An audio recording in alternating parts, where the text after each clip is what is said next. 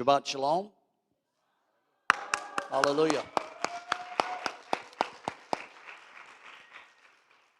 Shepherd John and I want to welcome you to Remnant, Manna United. It's a pleasure to have you in our listening audience. There's a lot of you to be tuning in live this afternoon. We've had to kind of revamp our schedule because our speaker was having some issues with some travel, but we're just delighted to still be able to have him on a Zoom meeting, and we'll introduce him to you in just a few minutes. But we just want you to know that we believe that what Abba's doing here in the Pacific Northwest is by divine appointment. We do not believe in coincidence. We don't believe in accident. We believe that it's by divine appointment. And so I believe that what we're going to hear this afternoon, Bruce is from Israel. He lives in Israel. He's going to give us a very peculiar and specific insight regarding what's transpiring there. He has written some wonderful books, and we have some of those books that didn't arrive yet, but they will be in the next few days, and we'll be able to get those out and add them to our marketplace as well so that you can take advantage of those. But in the meanwhile, what we're doing here, Shepherd John and I, we've had the honor of stepping out to fulfill the vision that Abba's given us about combining two unique and separate ministries, and now we've funneled them into one Remnant Manna United heading. And Abba's given us what we believe is some very powerful and prophetic word for the season we're living in. I totally agree. I did want to say this. We've read about a lot of things in history that has happened in the land of Israel, the Six-Day War going all the way back, and the transition from a Palestinian environment, a mandatory registry, shifting over to the state of Israel, and all these types of things transpiring over the years. Reading about that, maybe looking at those things on the news, but how much more, how much better it is to have someone live in the flesh who has lived in the land to talk about things that have transpired that we only read about. I think that's very exciting, and we're blessed to have someone all the way straight from the land of Israel to minister to us and everyone that's watching right now pertaining to certain things. I have no idea exactly what he's going to talk about, but some of these types of things I think it's fascinating, and it's a trustworthy thing to see Abba placing in our lap and right before us. We're going to pray. Heavenly Father, we thank you for this divine appointment. We thank you, Abba, that your mighty hand is upon us and upon the ministry and upon everyone here, those that are watching.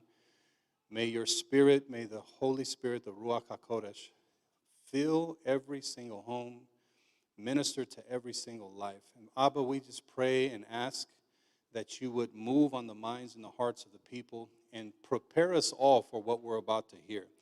Father, we just ask that you would cover Bruce Brill and his family for stepping out to be able to share some vital things with us, some exciting things, and probably even some funny things, bringing it all together. We just thank you for him. And we thank you for this Shabbat and this opportunity to come together in unity for such a time as this. In Yeshua's name, amen and amen. Amen. Let's give Abba a praise offering. Hallelujah.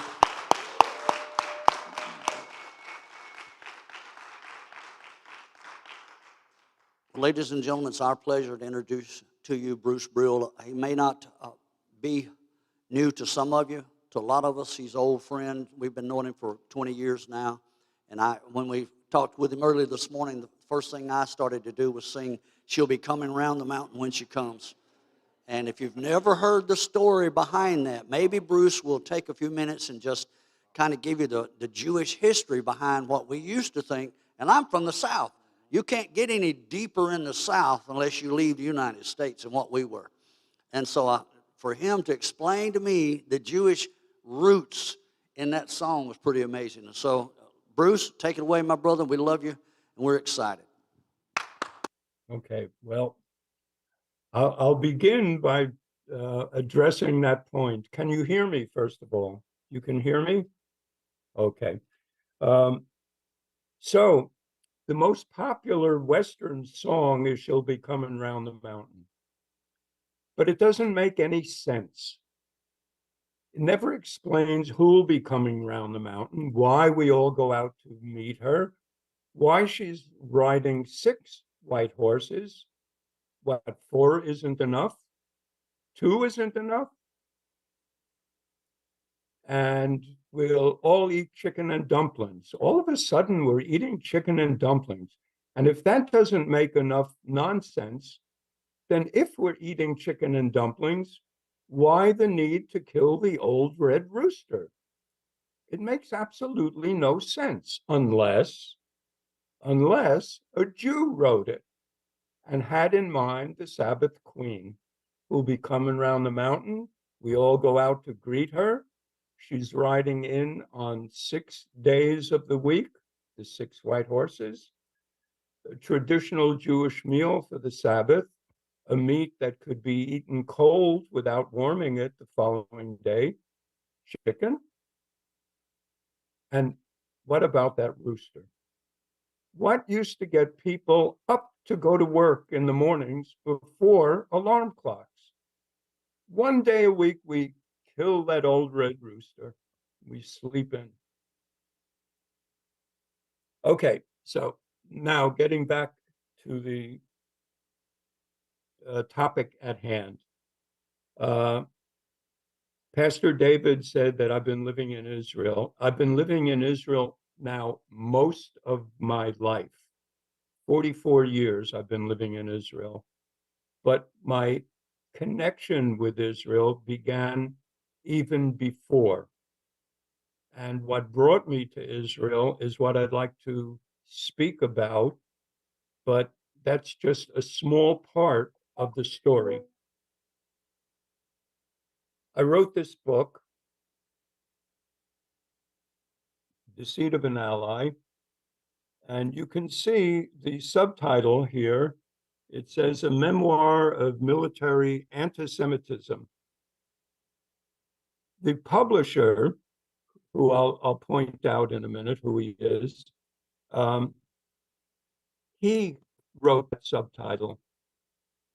And I said, Kevin, that's his name, Kevin, it's also a story of pro-Semitism, people that came to my rescue after seeing that I was being prejudiced against because I was a Jew. So I said it should say a memoir of military anti and pro-Semitism. And he said, Bruce, pro-Semitism doesn't sell books. So that's why he chose that. And it's so relevant today with what's going on in the news. But let's go back to where this begins. It begins with how I wound up in the United States Army. Back in the late 60s, the Vietnam War was always in the news. And we were getting deeper and deeper into the Vietnam War. And warm bodies were needed. And so I begin the book by quoting Phil Oakes' song, The Draft Dodger Rag. I don't know if the youngins probably never heard it even, but it typified the approach that most young Americans of draft age had at that time. I'm just a typical American boy from a typical American town. I believe in God and Senator Dodd, keeping old Castro down. And it goes on to give all the excuses that you can find to avoid the draft. And I was pretty good at avoiding the draft. I had a student deferment, and then I had a teaching deferment. But then they were still looking for more warm bodies, and they instituted the draft lottery in 1970. And lucky me, I won the lottery. My birthday got me number 51. I knew I would be called and taken into the Army. So what you do when you know you're going to be called up and you have no choice is to take a battery of pre-enlistment tests. And on one of them, the language aptitude test, I aced it. And so they gave me language of my choice. What would you like? Chinese, Cambodian, Laotian, Vietnamese, or Arabic? So obviously I chose the one that's furthest away from Southeast Asia. So I chose the one in Southwest Asia, Arabic, and was sent after basic training to Diliwick. This is the Defense Language Institute West Coast in Monterey, California. It was called the Presidio of Monterey. And it was a 47-week Arabic language course that was basically what's called modern standard Arabic, like radio Arabic. And then we specialized in Egyptian colloquial. So that was my what's called MOS, my job title, was an Arabic Egyptian interpreter. And I was sent to NSA.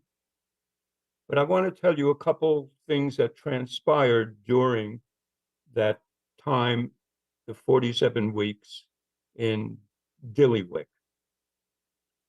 One, I began keeping kosher. And I believe that you all know what kosher means, but you might not all know that in the Army mess hall, at least in the 1970s when I was there and before, everything was cooked with lard. All the vegetables were cooked with lard, for instance. And so I was trying to keep kosher, and the only thing that I could eat was hard-boiled eggs and salad. That was what I was living on. And Diliwick was a mixed services base. There were Marines and Navy and Air Force and Army. And the Air Force guys found a cute little trick to enhance their monthly paycheck. Separate rats. No, rats are not kosher. And what it meant was rations, separate rations. And they would go to their headquarters and tell a little fib, a big fib. They would say that they were Hindu and that they had dietary restrictions. And generally, automatically, they were granted separate rations. And here I am eating hard-boiled eggs and salad. Maybe I could get separate rations too, even though it was almost unheard of in the US Army. I went to headquarters. They told me, get lost. We had a lieutenant colonel in our Arabic class, and he said, you go back to headquarters and you apply in writing for separate rations, which I did. And then the process began. They sent me to the post chaplain. And I don't remember if he was Catholic or Protestant, but he was Christian. And he said, on what basis are you requesting separate rations? And I said, I'm a Jew and I'm trying to keep kosher. And he says, yes, but what biblical verse? And I happen to know the biblical verse. It was Leviticus 11. I was so proud of myself. And I was certain that he couldn't refuse granting me the separate rations. But he opens his Bible to the New Testament, and he said, quoting, and Jesus said, it's more important what comes out of your mouth than what goes into your mouth. And actually, this is a rabbinic principle. And Jesus was a rabbi. So obviously, he said that. But anyway, the chaplain denied my request. I went back to Arabic language class, and the lieutenant colonel, Bob Monroe, he should be celebrated. I believe he came from Washington State, by the way. He was a cowboy from Washington State. He asked me what happened. I told him. You could see the steam pouring out of his ears. He puts his cap on his head, 2 fingers between the visor and his nose, and he stomps out of the classroom. In about 20 minutes' time, a runner came down from headquarters. Specialist Brill, you're invited to appear at headquarters. They had all the paperwork all written up and approved. So there was an example of anti-Semitism and pro-Semitism. The colonel came to my rescue. Another person that was in our class was the goat roper. We called him the goat roper. He was from the mountains of Colorado, and he was the best in the class. He had a special talent for languages. When we were assigned to Goodfellow Air Force Base for security training, he was denied his security clearance because during the background investigation, they asked him if he ever had any contact with communist official. And in his desire to hone his Spanish ability, he decided he would go to Mexico to embed himself in the Spanish language.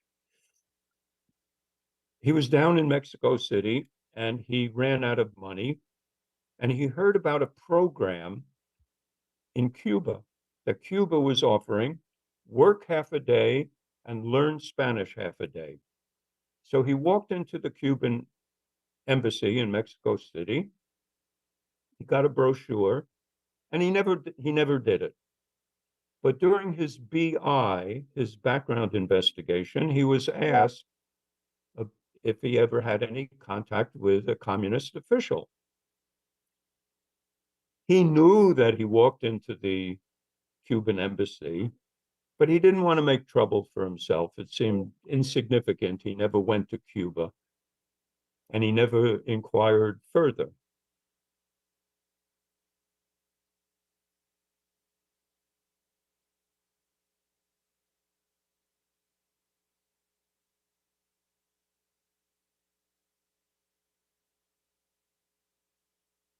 I'm telling you this story because later on it becomes important how meticulous the security people are in US intelligence. Okay, so we get assigned to NSA. At the time, in the early 70s, NSA was already multiple times bigger than any of the other US intelligence agencies, including the CIA. Yet, nobody heard of NSA back then. It kept a very low profile. We used to joke NSA stood for no such agency. So I was assigned to no such agency, and my immediate supervisor was an anti-Semite. He didn't realize that I was a Jew. Brill doesn't sound like a typical Jewish name. It wasn't Cohen, Levy, Goldberg, or Silverstein. So he didn't know I was a Jew, and he would make these Jew jokes. Oh, he's a terrorist. I'm going to be speaking of terrorists later on. So here's one in person. There was a suburb of Baltimore, for instance, that was highly Jewish, Pikesville, and he called it Kikesville. Just to give you an example. On the 4th of October, 2 days before the Yom Kippur War began, in 1973, I had a clinic appointment where I was treated for a wrenched neck. It was something that I would go to occasionally every several weeks. And at this particular one that I arranged for that Thursday afternoon, I get a phone call from my supervisor. And he says, "You're about to leave from the clinic to go home." I said, "Yeah, I cleared it with you." He said, "Don't even think about going home this weekend because we have a war on our hands for real this time." And he said that way because there were several times in the preceding months, in January, February, May, where there were Arab maneuvers, military maneuvers by Syria and Egypt that looked like it could be a staging for war, but we knew it wasn't. But this time, as my supervisor said, we have a war on our hands for real this time. And I can't say the word, it's a four-letter word. The duty hits the fan on Saturday. Don't even think about going home. I said, "You must be kidding," because we had these alerts in the past.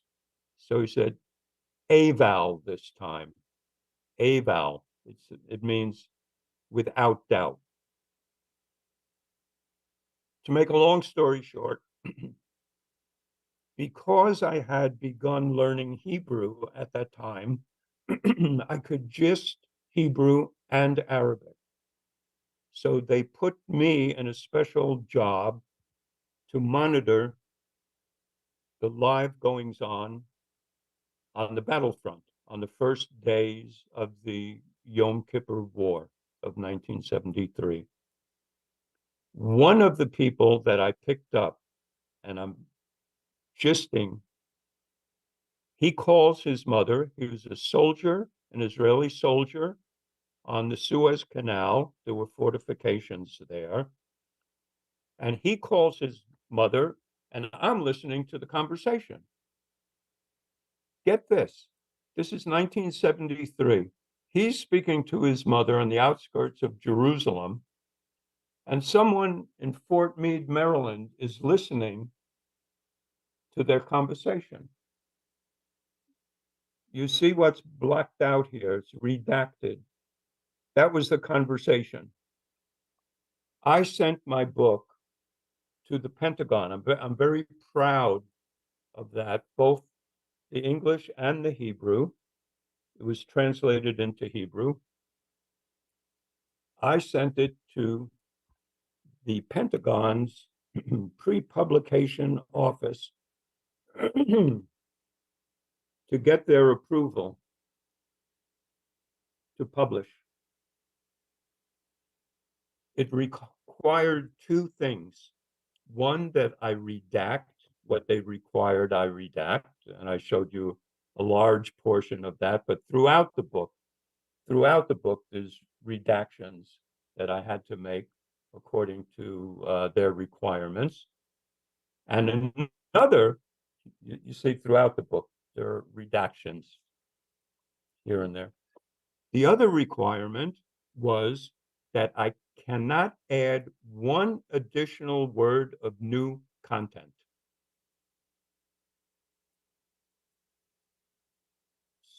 So I was very careful not to add an additional word of new content until a protocol was released, declassified from the IDF, the Israel Defense Forces archives, a protocol of Moshe Dayan from October 7th. This is one day into the Yom Kippur War. It began on October 6th. So this October 7th protocol, Moshe Dayan says explicitly that 12 hours, 12 hours, a half a day before the attack began on October 6th, he got an intelligence assessment from the Americans, that the Arabs are not going to attack. 12 hours before the attack began. That was one item. Another item, you can still hear me? Yeah, okay. Another item was an Israeli friend of mine told me about an interview with a man who was doing the same kind of monitoring, an Israeli, in the Israeli army, against the Syrians. And the day before the attack began, he received 3 intelligence points, 3, that showed that definitely the following day would be an attack. And he passed this on to Amman headquarters. Amman is not, in this case, the capital of Jordan. Amman is an acronym meaning Israeli Military Intelligence. So he passed these 3 indicators that an attack would happen the following day. And it was ignored. It was ignored. By whom? By Eli Zaira. General Eli Zaira was the head of Israeli military intelligence.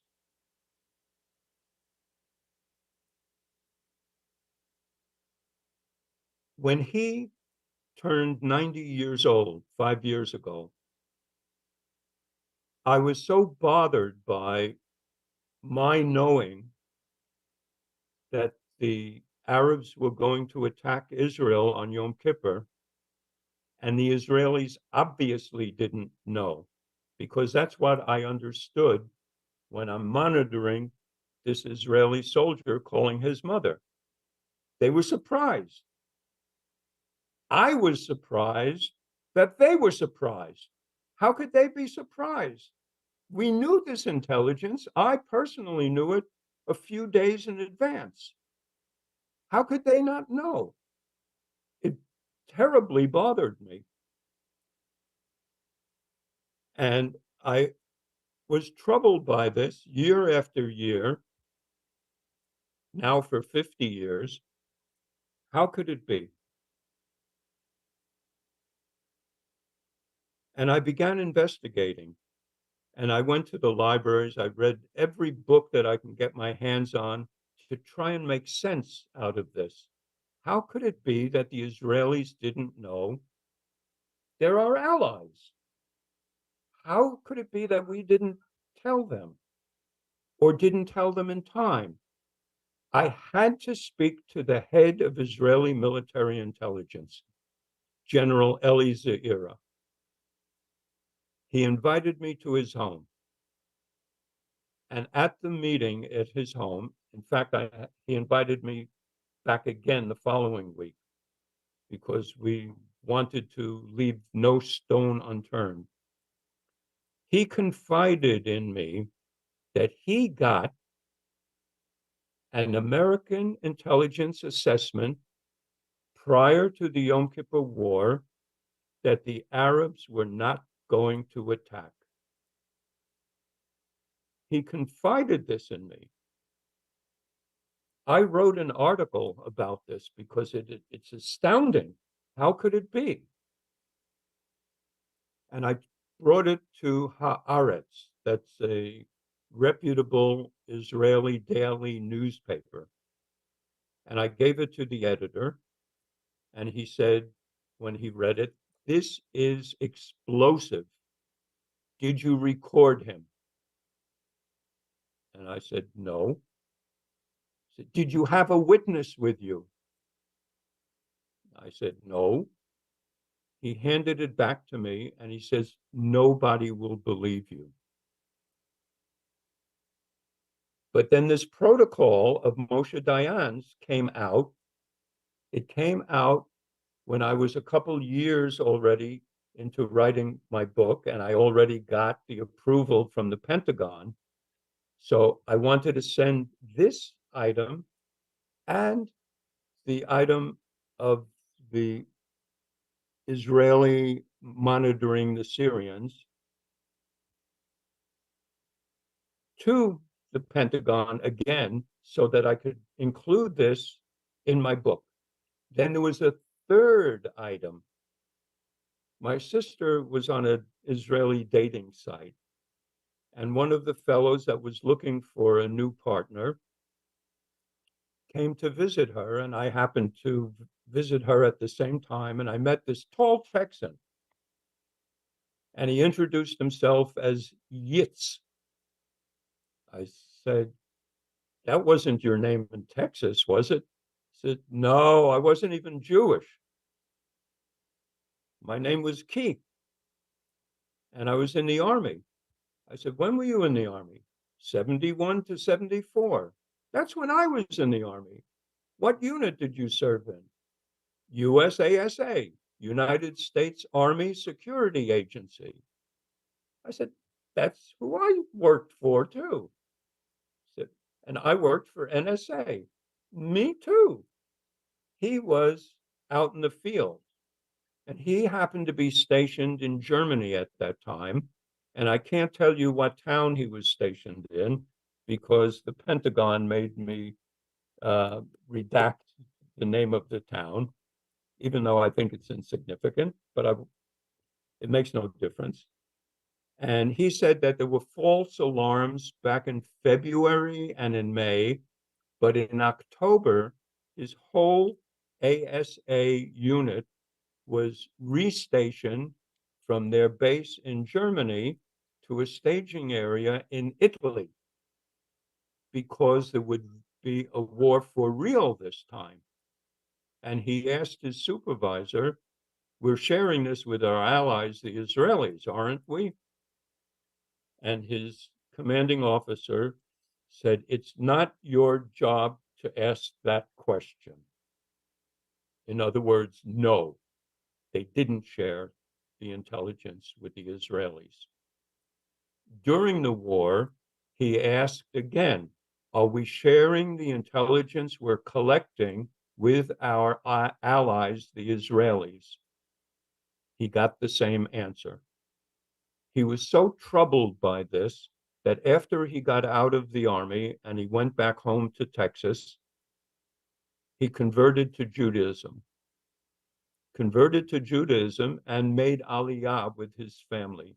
Aliyah, he immigrated to Israel with his family. And he even renounced his American citizenship. He was so troubled by what he saw America did to the Israelis, that they withheld information. What I discovered was that not only did we withhold the information, but Eli Zaira and Moshe Dayan, both of them got misinformation. They got a false intelligence assessment. And this, in his wisdom, to his credit, Eli Zaira relied on the American intelligence assessment above his own intelligence assessments, which said a war is imminent. I can give you other examples, but I don't want to take up too much of this time getting into the details. But one detail I have to share. In my search for information, I visited a used bookstore in Jerusalem, and there, in the section dealing with the Yom Kippur War, I met a gentleman. He spoke with a British accent. He said that he was a British officer during World War II, and he immigrated to Israel after the war, and he was a consultant for the general staff. And at a general staff meeting, a day before the war started, he suggested executing a contingency plan. This contingency plan was very simple. It called for withdrawing all the boys from the Bar-Lev line.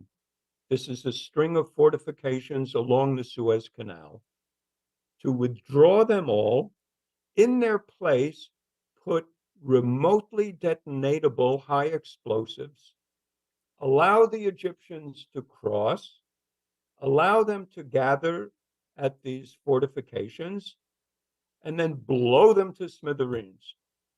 He said it wouldn't be interpreted as an act of aggression because you're withdrawing your forces, because this was a new that Kissinger told Golda Meir, do not have a preemptive strike against the Arabs. So this couldn't be considered a preemptive strike. It was a withdrawal.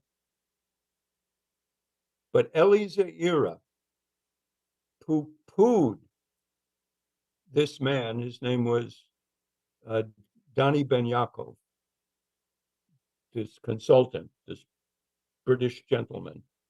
He poo-pooed him, relying on the American assessments. Now, why do I say in his wisdom?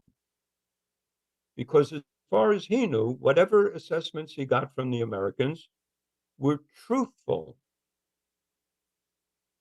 He didn't realize that he might be getting a totally untruthful assessment. So therefore, he relied, why on the American assessment and not on his own intelligence assessment? I'll give you an example. American intelligence assessments and resources were many times greater than Israel's. I'll give you an example.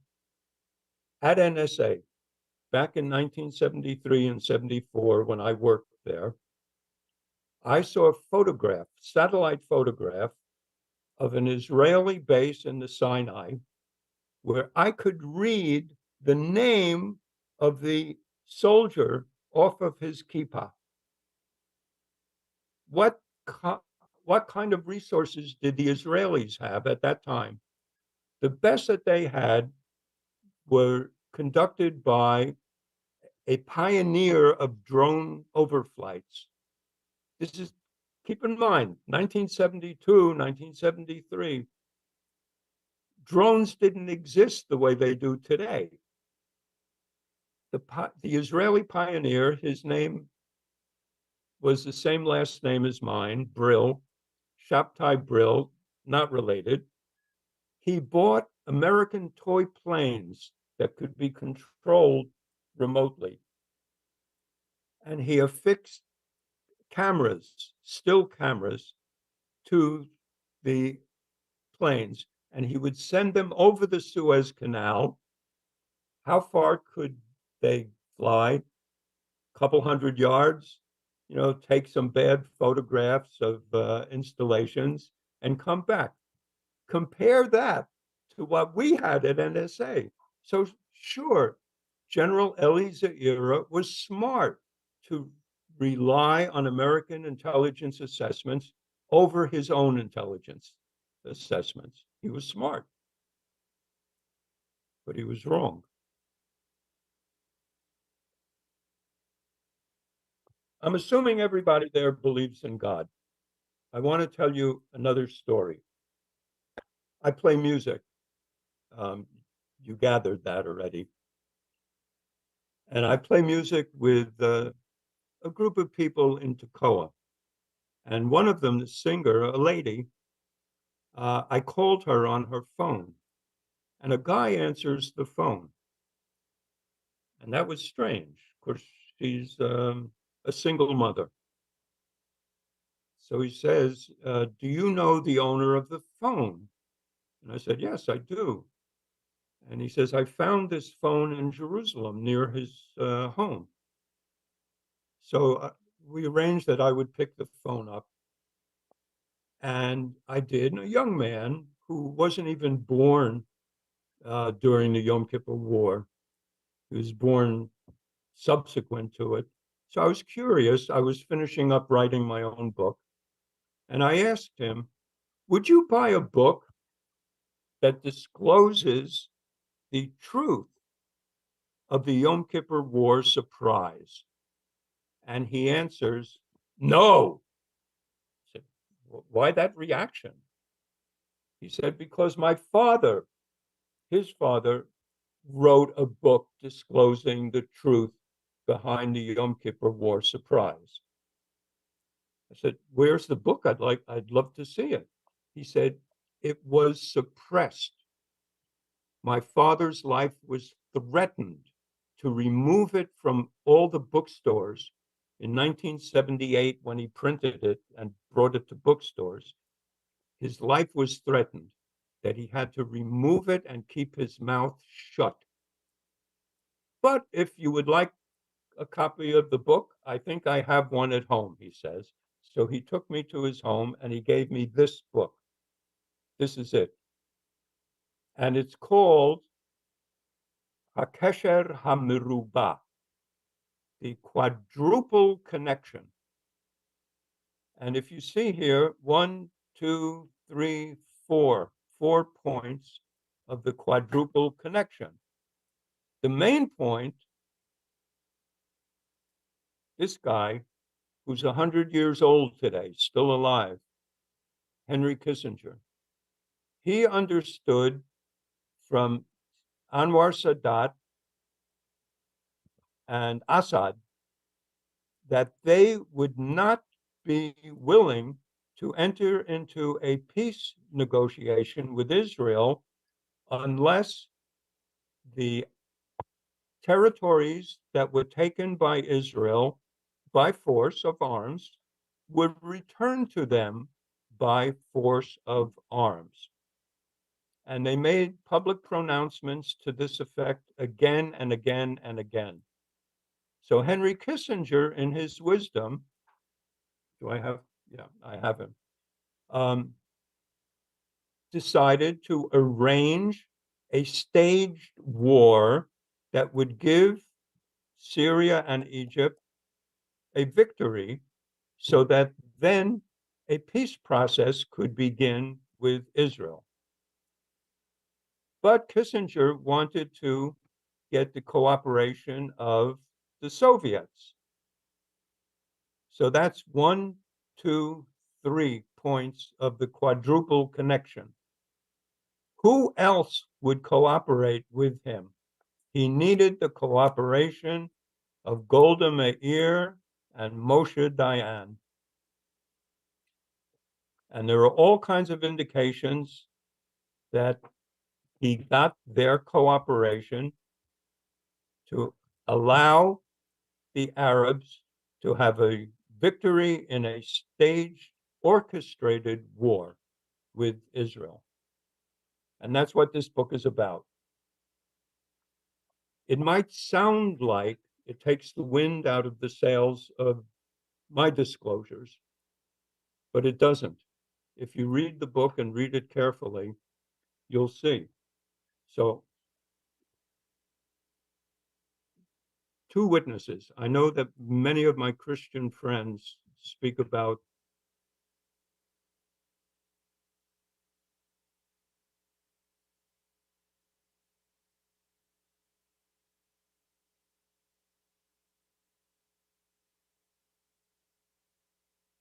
written in Hebrew, but to get it out in English. And I decided to do this because of this strange, I call it a God incident, that of the 9 million people in Israel, I get this book. It's more than coincidental. I call it God incidental. And there was another God incident. My book has the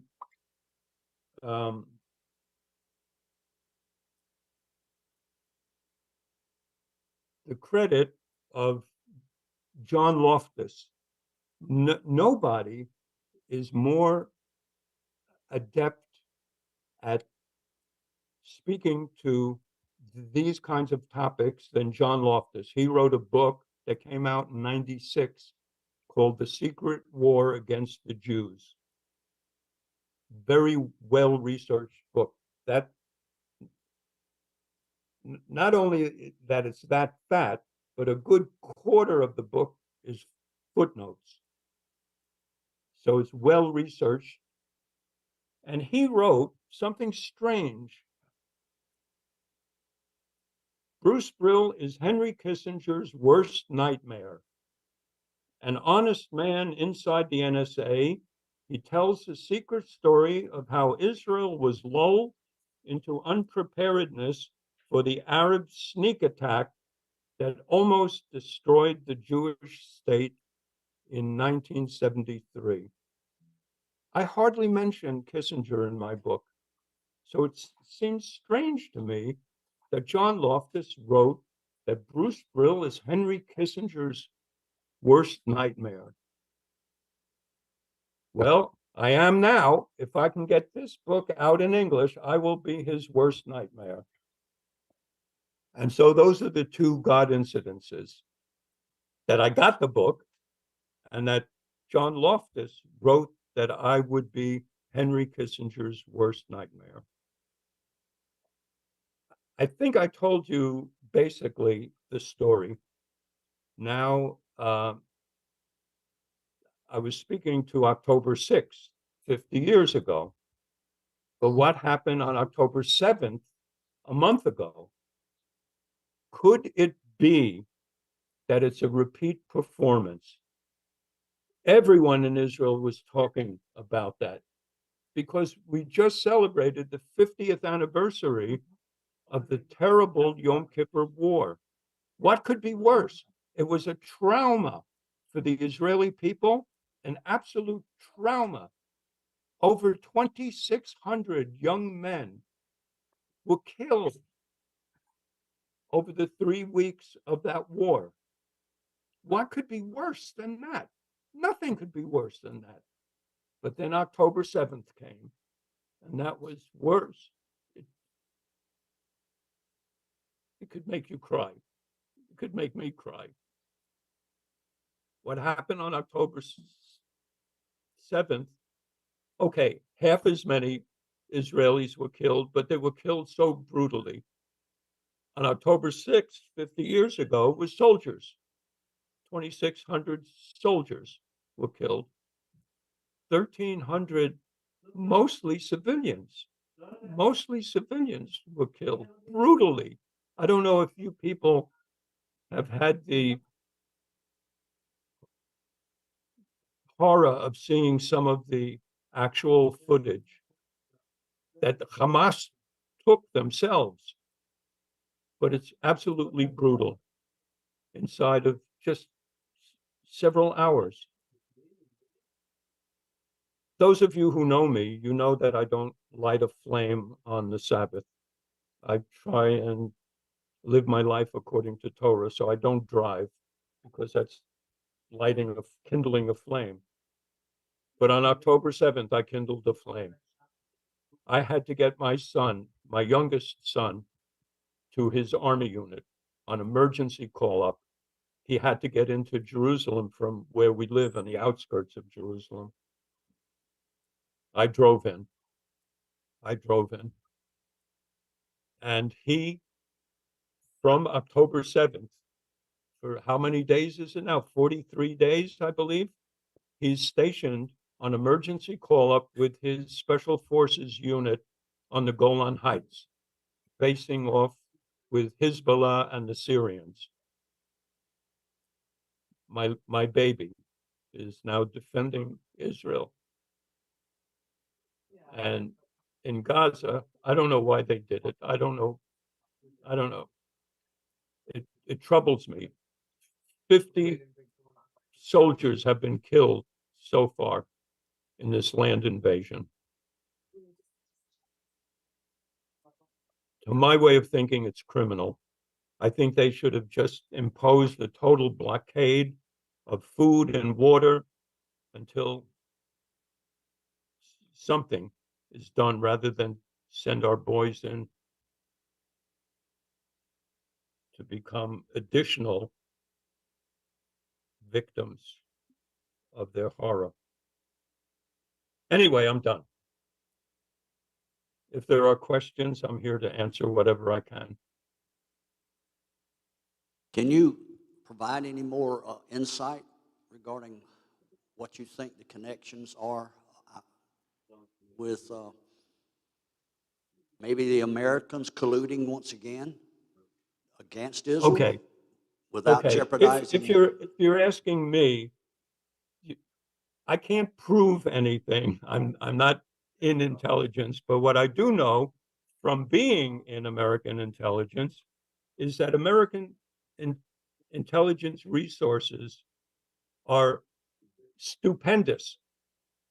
And it would surprise me if American intelligence didn't know that the Arabs were planning this sneak attack on October 7th, just like we knew that they were planning the attack on October 6th, 50 years prior. So, I can't prove anything, but it just seems to me that maybe the same thing that happened 50 years ago happened a month ago. And I'll tell you something else, and you kind of primed the pump for me to share this with you. After a while, I was transferred to the Hebrew section at NSA, and the head of the Hebrew section was my roommate. He was a linguistic genius, and he became the head of the Arabic section. I mean, he was just a genius. He also knew most European languages, and he even knew Chinese. One of the gals in the Hebrew section got engaged to a Chinese American. And my roommate, my supervisor, thought that this would be a great opportunity to practice his Chinese. So he arranged that we would have a party for the newly engaged couple. And my roommate liked to drink. The fridge was full of beer, and he always unwound with a beer or two or three every day. But at this party, he imbibed something a little bit stronger than the beer, and he got soused. And at this party, he started talking shop outside of shop, which is a big no-no in intelligence. You never talk shop outside of the shop. But he did. And at one point, I think it was that his conscience was bothering him. And the principle, when the alcohol goes in, the truth comes out. He grabs me and he pokes me really hard, telling me that there are rooms in NSA that you can't get into because you're a Jew. And John Loftus, in his book, The Secret War Against the Jews, speaks of something called the Jew room. And he says it's an absolute misnomer because Jews are not supposed to even know about it. It's secret within the agency. Jews have no entry into the room, and they're not supposed to even realize that such a thing exists. Number two, it's not a room singular. It's several rooms. It's a cabal that work against Israel. And John Loftus documents also works against American Jews. I highly recommend his book, The Secret War Against the Jews. So I knew that at the time there was the Jew room in NSA. And he said it was interagency. Other agencies also had their Jew room. Does it exist today? John Loftus wrote about the Jew room because he had members of the Jew room that confided in him. And he told me that they told him that the Jew room doesn't exist anymore. I went to my congressman here in the 1st Congressional District of California, and I complained about something un-American that needed to be dealt with, that there's rooms in NSA that are off limits to Americans because they're Jews. And he said that he found out from his sources, he couldn't tell me what his sources were, that the Jew room was disbanded. But he couldn't tell me when, and he couldn't give me proof. So the question is, does something akin to the Jew room in US intelligence exist today? I smell it, but I have no proof. I can't say. Well, where we come from, if it quacks like a duck and walks like a duck, it's probably a turkey. I want to ask you another question. I'm trying to frame it as carefully as I can, and you can say you don't have an answer, and we'll be fine with that because we understand that you have to go back home. But based on the book that the other gentleman had published regarding the collusion with Golda Meir and Moshe Dayan and some others that were in positions of power, and she's held in high esteem to this day, and so is Moshe Dayan. Is it possible that there are still some individuals that are in positions of power in Israel that also may have had an idea of what was going on? And again, I know it might be difficult to speak to that, but my personal opinion is that there's a lot going on here in the United States to support the enemies of the people of Israel, if that makes sense. Okay, I can address one aspect of your question, and that is, I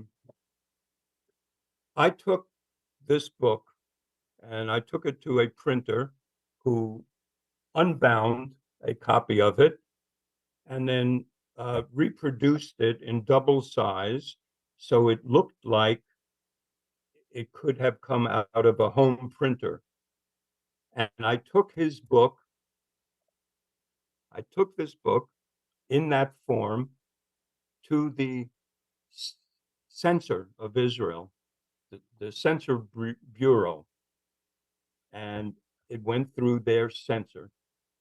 And there are two things that were taken out, just two things. One, a word, and one, a sentence, both of them that referred to Israel's atomic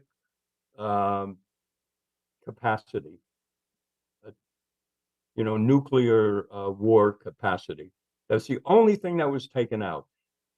They didn't touch anything. So I went back to the author. His son introduced me to him, and we've become friends. He's 82 years old today. I can give you his name.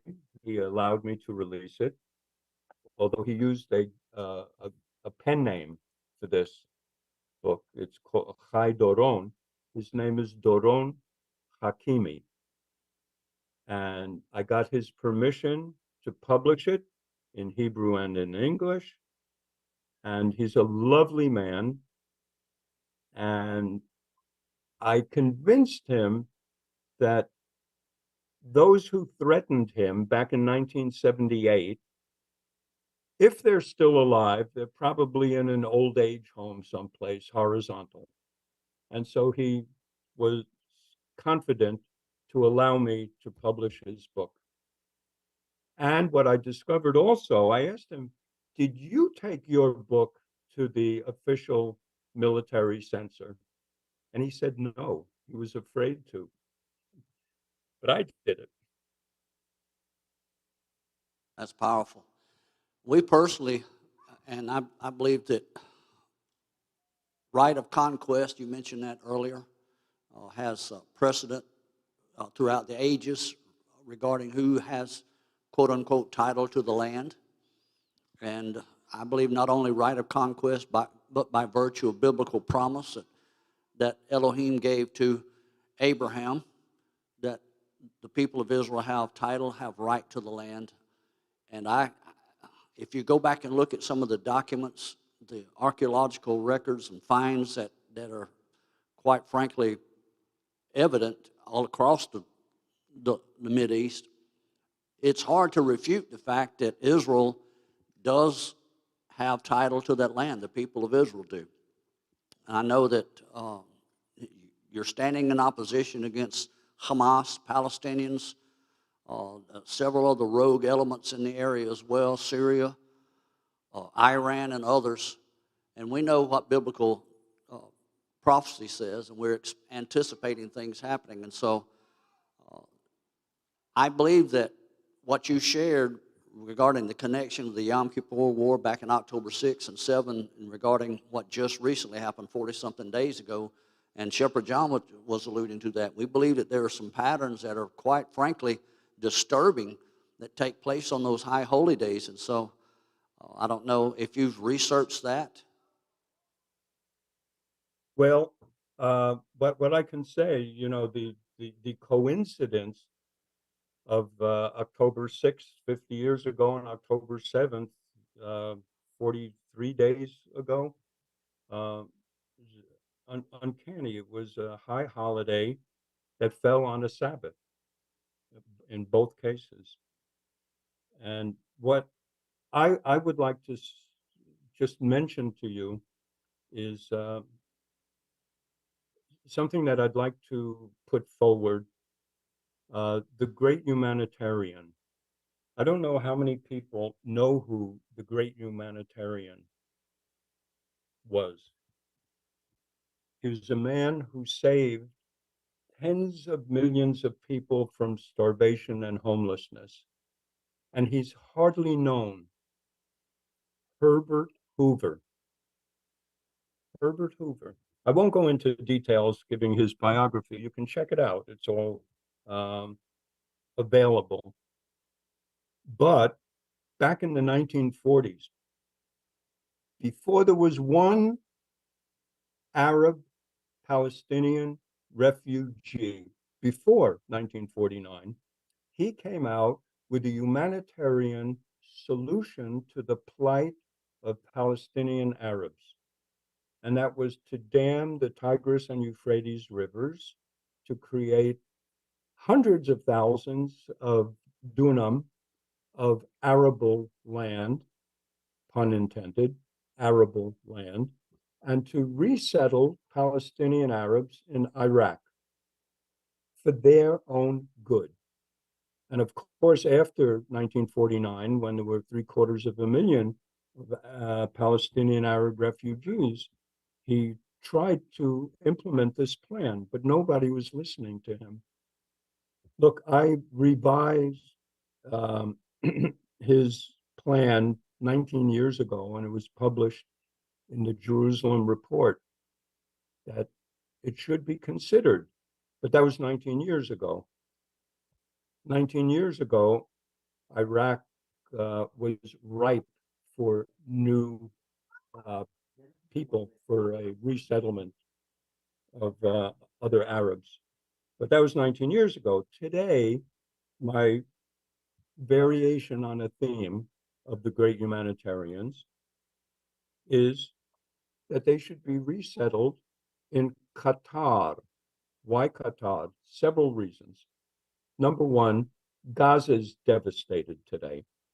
To go back and rebuild from the devastation would be more difficult than just building anew. Qatar is 32 times the size of the Gaza Strip. 32 times. Another thing is that 85%, I mean, this is unbelievable. 85% of the population of Qatar are foreign expats that they bring in for workers. 85% that are not Arab, that are not Muslim, that don't speak their language. And here you have displaced people that really need a humanitarian solution.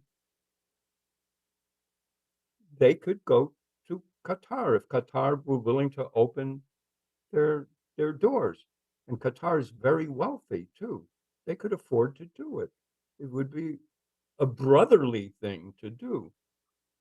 Instead of expats that don't share their culture, language, and religion, they could accept these displaced Gazans. It would be the humanitarian solution. More than that, all the people that are complaining about the colonizers, the Israeli colonizers, it's just the opposite. Where is Arabic originated from? Where is Islam? Where does Islam come from? From Arabia. So all the more reason that these Arabic-speaking Muslims be returned because to Arabia because they are the colonizers. So it would neutralize this claim of anti-colonization. I mean, every reason points to this as a solution. Right, and my son just reminded me too, who has been supplying funds to the Hamas of Gaza? They should be culpable in receiving the displaced Gazans. They are culpable. So for all those reasons,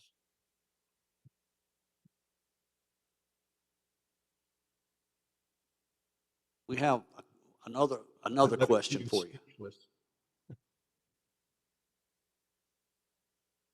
I'm sorry, David. I don't know if you can answer the question or not, but I did hear reports possibly of Egyptian intelligence given to the IDF about October 7th and that were ignored by members of the IDF. So I wasn't sure if you could speak on that or not. And then do you Well, think... that sounds like a parallel to 50 years ago, too. Yeah, when you were I showed speaking, you that's the first thing that picture came to of my mind. Mirwan, the best Arabic language student in our Arabic language class, but anybody who's studied on the Yom Kippur War knows of another Mirwan. This was the son-in-law of Gamal Abdul Nasser. The son-in-law, he was a double agent, and he alerted the Israelis that war is imminent, and it was ignored. It was ignored because Eli Zaira relied on American intelligence assessment that he received. So it's kind of like a repeat performance there. It sounds parallel that they got from Egypt word that an attack was imminent. Again, just like 50 years ago. So then the question is, how did it happen? And for 50 years, nobody could figure out what I disclose in my book. So maybe it's something similar. I can't say. I'm not in intelligence and NSA these days, but what did David say? If it walks like a duck and quacks like a duck?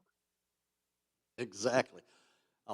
Can you speak to whether or not you know that there are other powerful countries that might be trying to influence the outcome one way or another, Russia or China as well?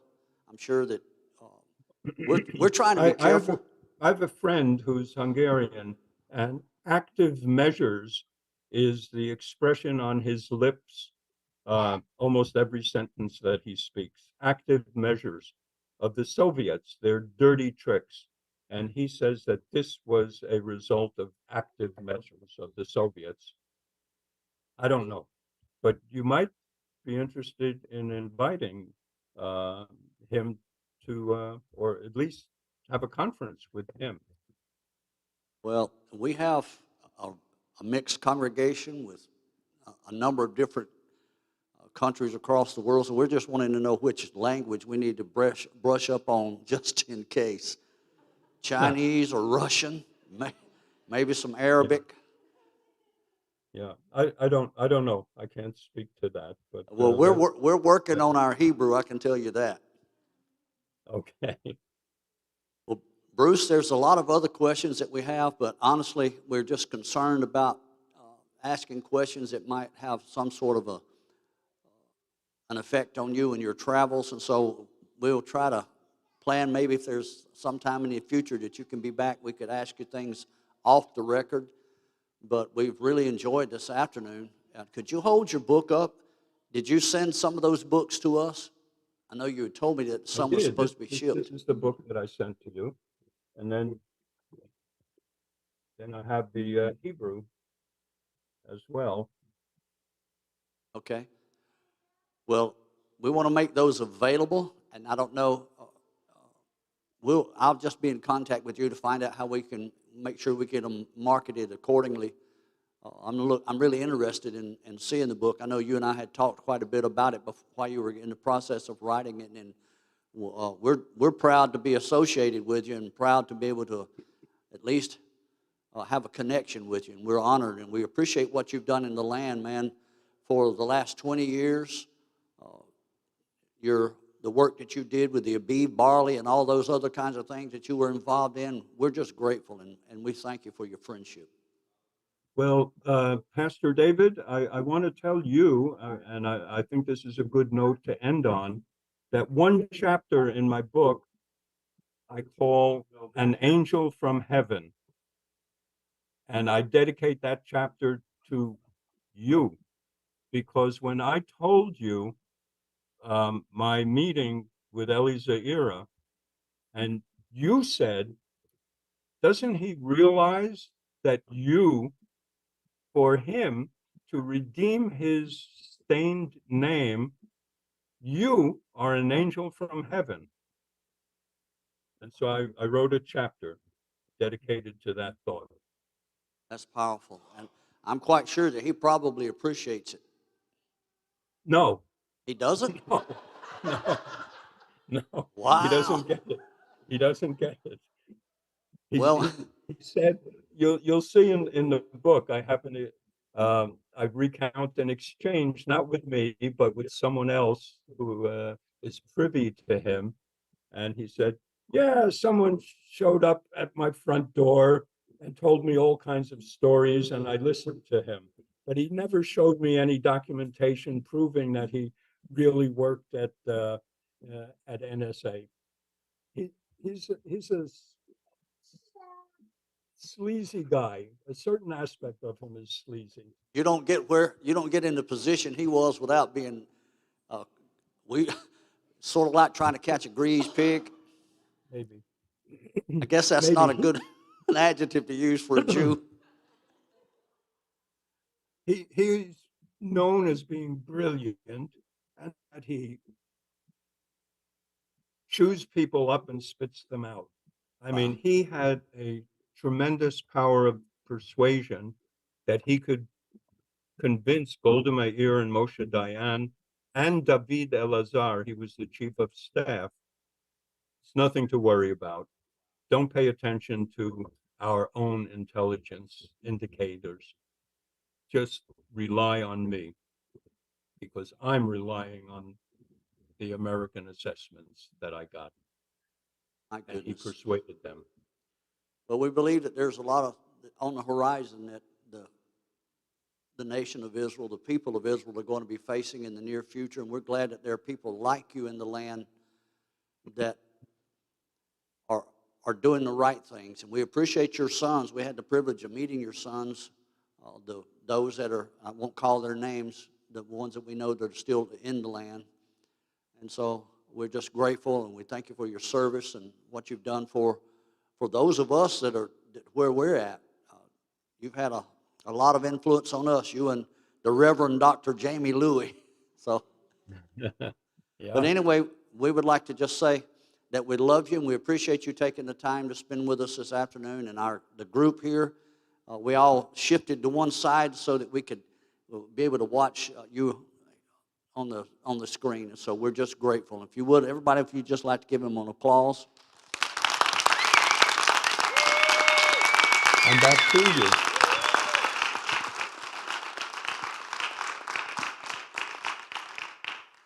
Thank you, brother, and we will be in touch. Thank you for the opportunity. God bless. Shabbat shalom.